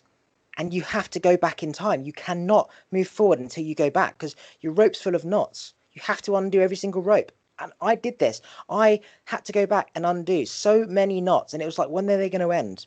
So many issues. And all those knots, right, was essentially me not making the same mistake twice. And I felt like, when are these mistakes going to stop? I wasn't hanging my coat up on the door because of the zip thing. I wasn't going out clubbing again if I wish I hadn't. I wasn't eating unhealthily. I was going to bed at the same time. It was like, when is it going to end? And it just ended. I'd done 1,000 knots, and on like the 99th knot or whatever, I was like, fuck's sake, when's it going to end? And then I did the thousandth knot, expecting there to be more. It just ended.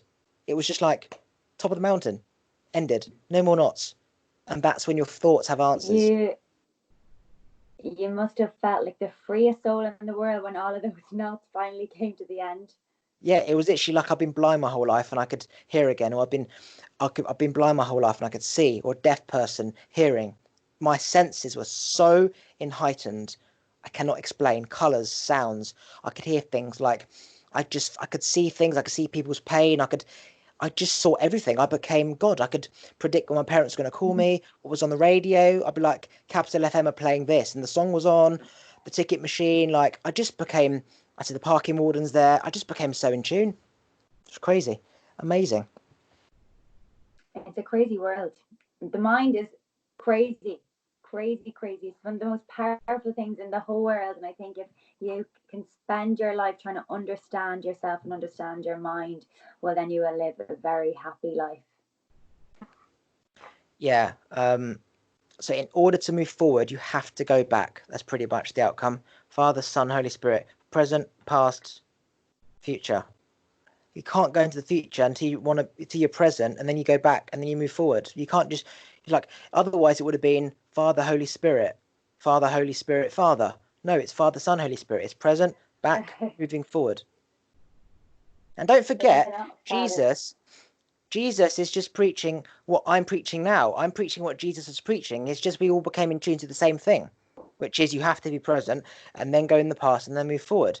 I'm no different than Jesus, neither are you. It's the same knowledge. I thought I was Jesus at 21 because I had all this awareness and I didn't know why. I thought maybe I was reincarnation of Jesus. And then I realized as I moved forward, I became high frequency to him and I realized I wasn't. And that reincarnation didn't exist. And I was just tuning in to his thoughts as a vibration and they became my energy.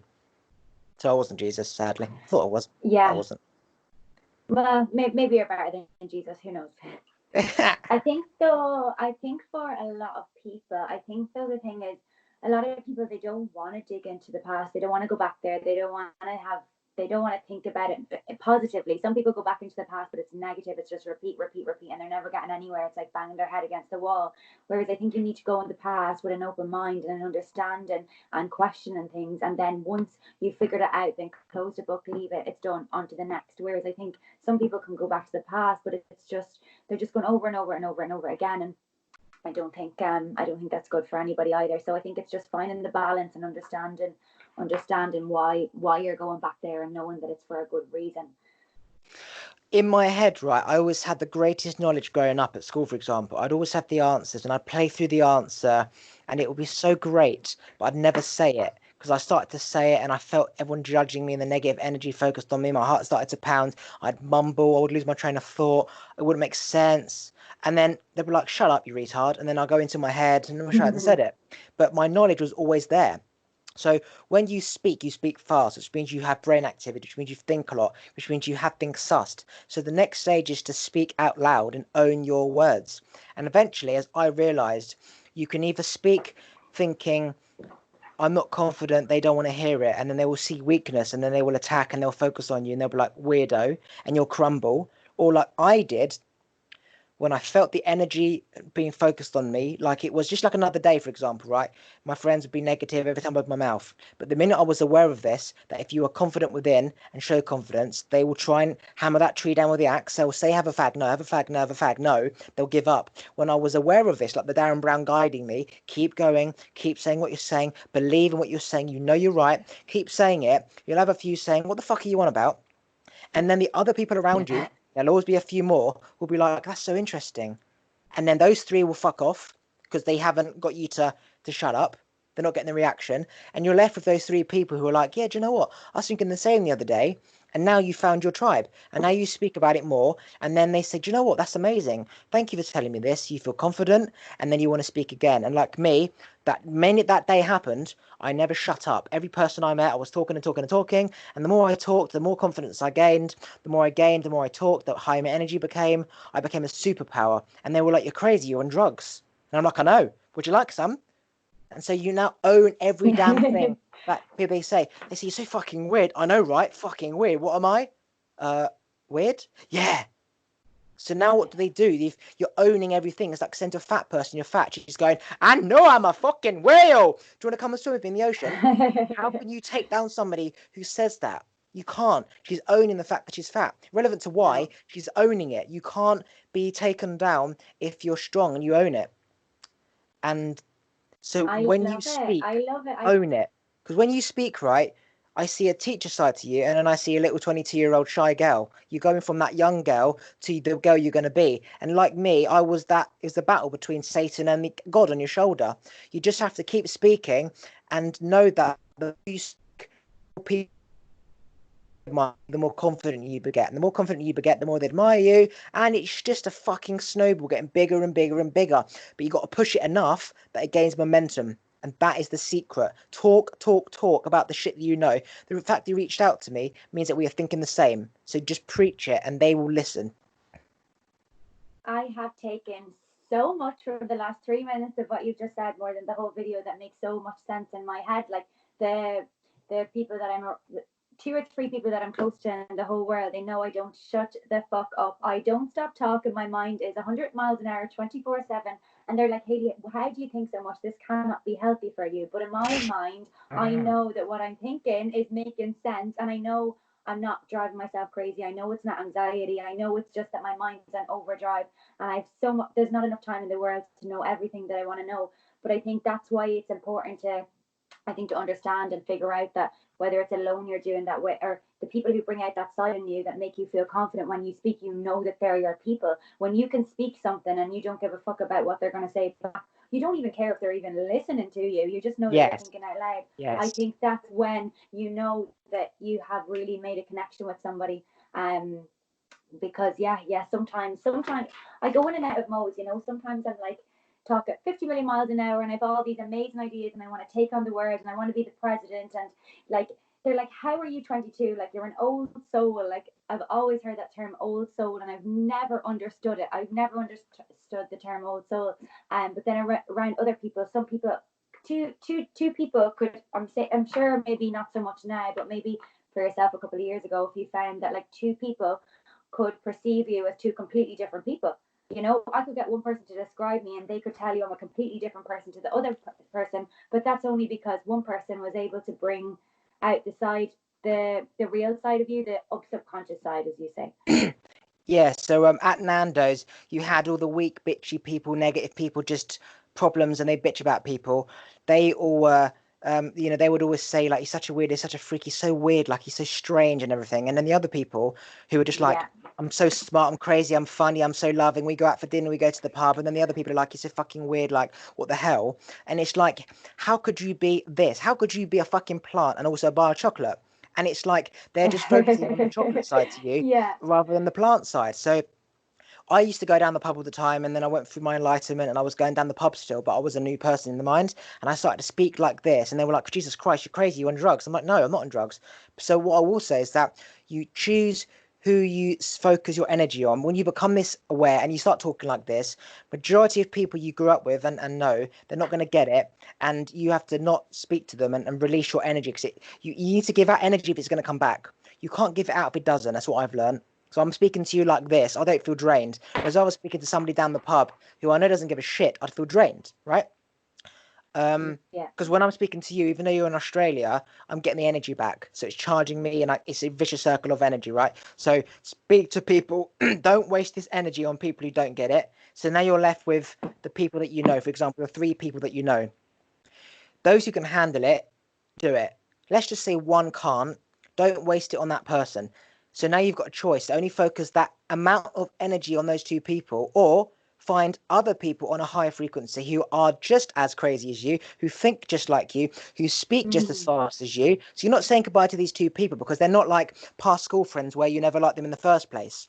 You are very similar to these people, but you want to find more people on a higher frequency. So you've got your fast talking friends, and you've got your friends now who get you, and you've got the friends of the past who were just there from school.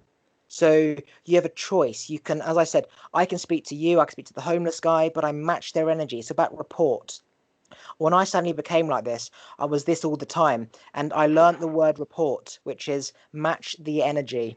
If you're crazy, I'll be speaking like this. If somebody is slow energy, I go down to their level. You're not doing yourself this justice, like speaking to an old friend who's just talking about problems. No, you're not going down.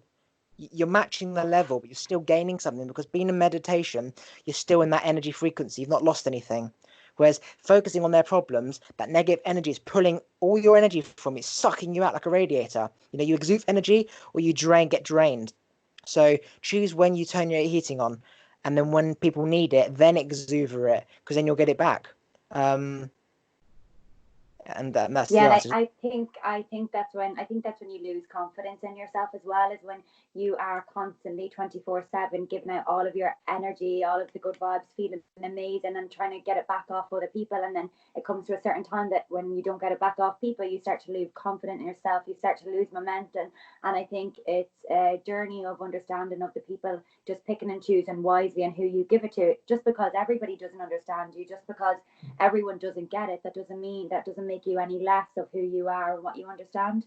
And even on so in work we have radios, because we do traffic control, and so we all have like little walkie talkies to each other. And like some days we could be freaking standing at a road closed, or we could be standing on a lollipop stick, and I would just be thinking about, like, oh my god, the most randomest shit. I'm like, right, the next idea, like I just say it into the walkie-talkie, and like sometimes they're literally had girls talking back to me, Hayley, who the fuck are you talking to? I'm like, I'm just talking to myself.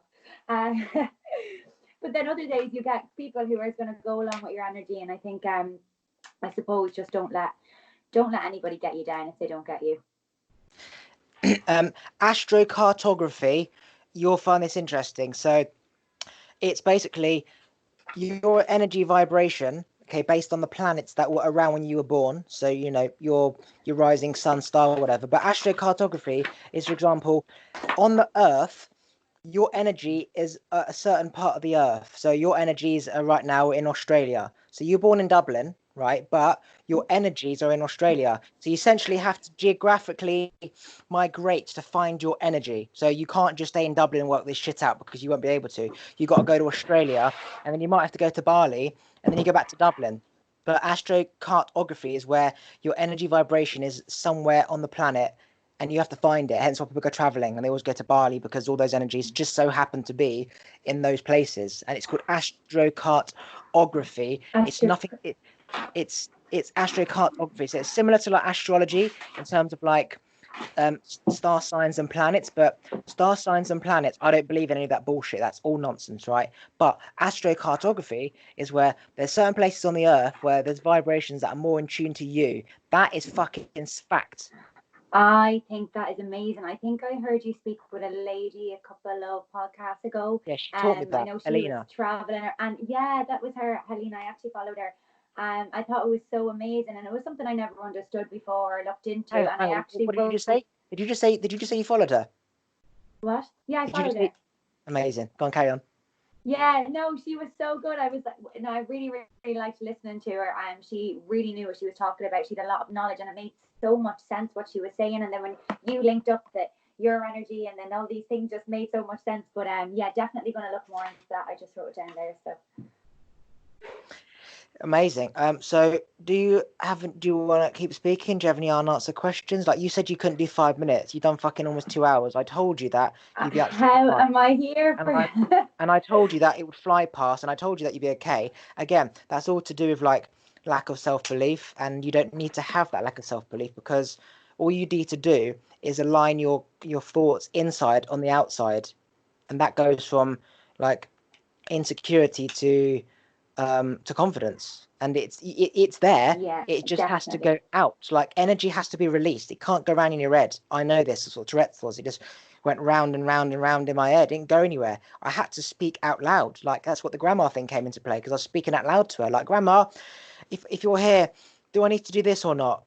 And I'd wait for the click, and it was just me, my own energy interfering with the TV, making it click. But I had to say it out loud. It had to be released in terms of sound, because it's just something to do with the sound vibration that is releasing it, whereas energy in your brain just charges up your brain. You need to release it, otherwise it just goes round.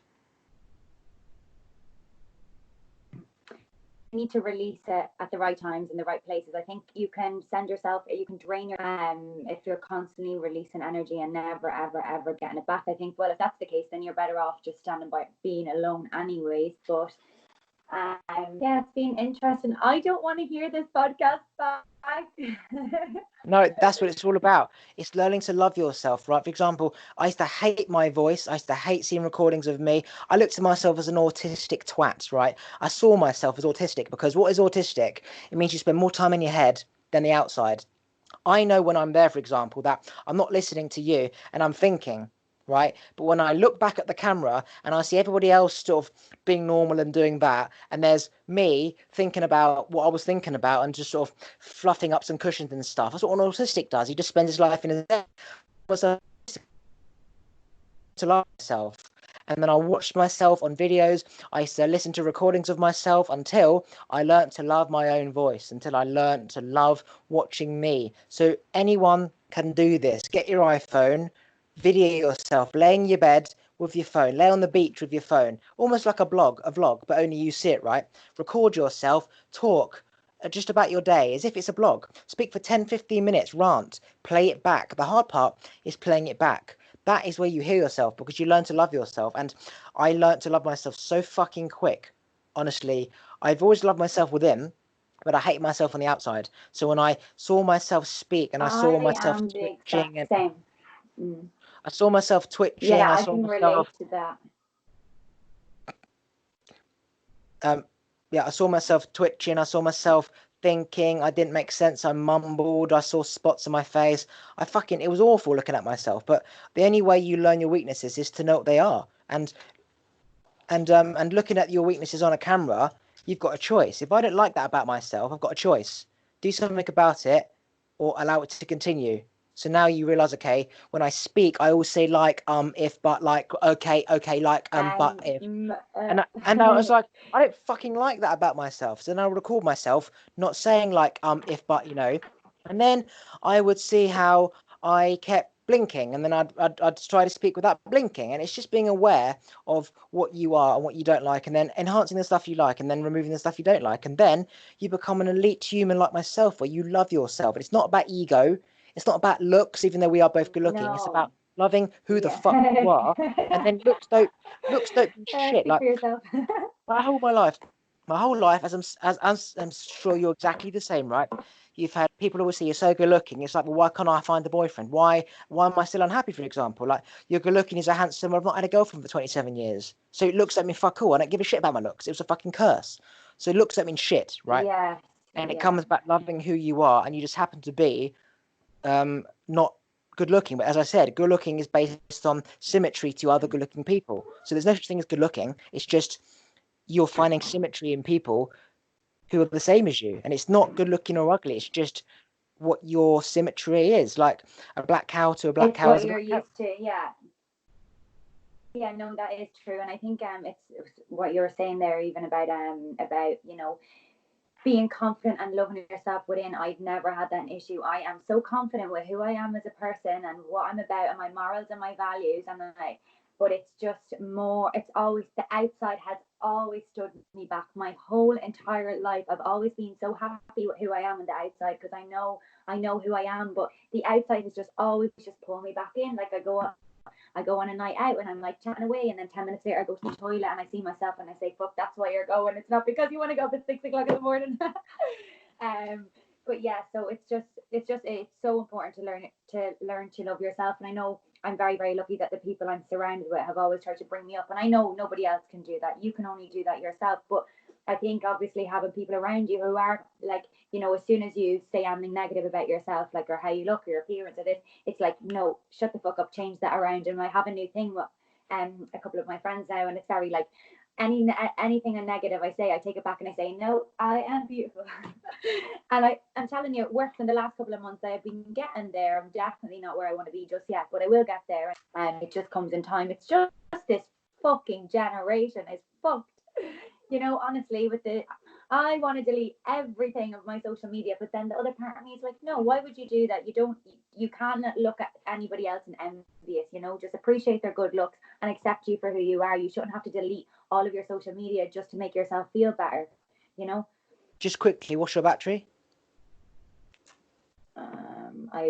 We haven't stopped talking. What am I on? Hold on. Oh, it's happening. 11%. I can't believe it's lasted so long. Usually my battery is shit. Hang on, 11%. Take your earphones out and put your phone in charge. Okay. I thought we were now. Remember, try not to touch the screen, because I don't want it to stop recording. Okay. Yeah. Oh, flip the camera. How do I do that? I don't know how to flip the camera. Oh, here. Oh. Right. Landscape. Sorry. What's the reason behind the landscape thing? Because you're full. You're. Because otherwise, you either fit the whole screen, or you're just like a little thing in the middle, like that.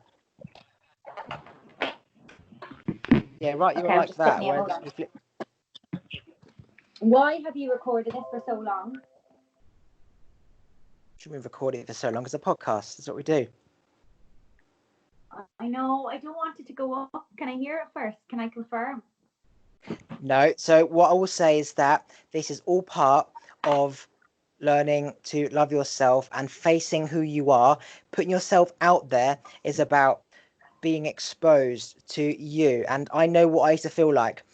It's almost like you wouldn't want a picture going out, because you don't know who would see it. And it's almost like, if I can't see who's judging me, I can't defend myself. So by putting something out there, and not being happy, you haven't got an answer to defend that. Whereas putting it out there and having no control, it's about letting go of control. And from experience, I used to always want to see everything, and I'd spend so much time convincing myself to not do something that I would never do it. So no, it is going out there, and you're going to get a great response, and you're going to feel fantastic. Your friends are going to listen. They're going to be like, Jesus Christ, I never knew you knew this. You're going to feel fantastic. You're going to face the fears of being exposed and vulnerable, because that is the same as saying, I can handle everything, throw it at me. And then you grab the sword, you grab the gun, you grab the knife, you duck the orange on the stage, and it's like, throw it at me, keep going. And then people realize you're too agile, and then they give up. But that comes from being exposed. And you have to have It's scary though. you have to not wear a jacket and freeze in order for your body to build up brown fat. If that makes sense. So now, next time, you're even warmer because you've got brown fat. And what people do is they just wear a jacket. They never face their fears. It's wearing a jacket. Expose yourself. Don't wear a top. Expose yourself. Put yourself out into the universe. I remember, right, when I was so nervous about people hearing what I was like, that it was haunting. And then, the Darren Brown days, I put on Facebook all of this stuff to like 1,000 people, and I had all this negative bullshit. You're so weird. What the fuck are you on about? You're crazy. And one by one, every time I saw a negative comment, I deleted that person, and I went from 1,000 friends basically down to 7, right? And to cut a long story short, I just put photos of me and said things and did videos of me saying anything and everything, and I didn't care what I said, what people said. I just essentially recorded me on the toilet waffling on about some nonsense. I put it on Facebook and socials. I knew the negative was going to come, but when it did come, I deleted each person. And then I kept doing it and doing it and doing it until there was less negative people. And eventually people realized you don't give a shit what people think about, and they didn't bother commenting. So you go from attracting the negative energy, facing it, removing these people, and then people realize the more you post, you don't give a shit. And then you put it out, nobody responds. And then you put it out again, no one responds. And then you do it again, no one responds. No one gives a shit about you. No one gives a shit about you. No one's responding. And you could put anything and anything. Taking a shit, going for a walk, no one gives a shit. And then you're left with some people who suddenly comment. Do you know, you're really funny, actually. Do you know what? That was quite funny. Now you're attracting the positive. You've got to attract the negative, remove the negative, and the positive will come. It's just how it works. So this is going to go straight out to the universe as a form of healing, and you're going to realize it was all okay, just like when you thought you weren't going to last 5 minutes, and we've done 2 hours. Most of my podcasts aren't 2 hours, they're like an hour. So what does that say about you? It says that you've got a lot to offer, or that's it. You're a big energy. No, I think that is definitely. It's funny that you've actually even broke through all of this, because I never thought this conversation was ever in a million years going to come up, because it's not something everybody talks about. And again, sometimes it's not the most positive conversation, so you just try to like blah blah blah blah. But I do think it's a barrier that definitely needs to be broken. I need to break it throughout my life, because I think because it's probably the only thing that is negatively stopping me from doing things that I want to do, is the fear of other people and the opinions. And I think if I continue to let it go like this for the rest of my life, I'm not going to be able to give the world 100% of what I have to offer, On going left, right. It takes somebody heavier on the other side, like me, to pull you through or to force you through. Not you, just people in general. Okay. Otherwise, you want to get there on your own back. But unfortunately, sometimes we need a little push. We need to be pushed in the pool. Otherwise, we're not going to jump. We convince ourselves out of jumping. And I know for me that I need you to be pushed. And then if you understand how you felt when you were about to be pushed and when you were pushed, and you realize it was in my head, this water's not even cold. So now you remember every time you're about to be pushed that it's okay, push me or I'll push myself. And then you have the momentum yourself. So this is me pulling you through, forcing you through, whatever, until you realize it's all okay. And when you think about this again in new situations, you'll remember how you felt with the podcast, how you felt putting it online, how you felt, and you realize I was always okay afterwards, and I just needed to keep going. And that is where you go to the other side. You've gone through hell and you've reached heaven. You've gone through the jungle and you've seen the ocean. It's like jumping out of a plane. Exactly. That's why you have to go with somebody, because you're never going to jump yourself. And he just fucking jumps. You're like, no, no. And he's like, let's go. And then you're off. And then you always love it. Everyone who skydives always says they love it at the end. I did a podcast about skydiving. It's about fear. People always love it afterwards, but leading up to it, they hate it. What does that say? It says that the things, we are literally seconds away from getting everything we want. And what's stopping us is trying to understand. It's just getting pushed. Yeah. And what I will say is that I can mentor people one-on-one for months and years and take them through the journey. But for me, and for terms of people in life, you can't be told how to get to where you're trying to go. Because even though it's ultimately the same, which is happiness, you've all come from a different seed, for example, and the circumstances were different. So you learn through different people at different times in your life. So I learn from, like, Russell Brand will say a certain thing, Richard Branson will say a certain thing, Trump will say a certain thing. People that I grew up with, neighbours and friends, they'd all say a certain thing, one thing. One person said about rapport, the other person said get things in writing, the other person said it's health before wealth. And all these people, they've also, it's these things that they said along my journey have stuck with me. Something your nan said, like, you could be prime minister if you want. These things have stuck with you, and you can't be taught everything by one person. You learn through all these different people. You'll learn something from me, you learn something from the next person, Tony Robbins, whatever, and you link all the patterns yourself. You can't pull somebody to go somewhere where you don't know where they're going. Like, you could mentor them one-on-one, and it will take a long time, and they get there because they're essentially doing the work after you teach them. But generally, you're either on a journey and you're going to make it, or you're not, and you learn something from each person.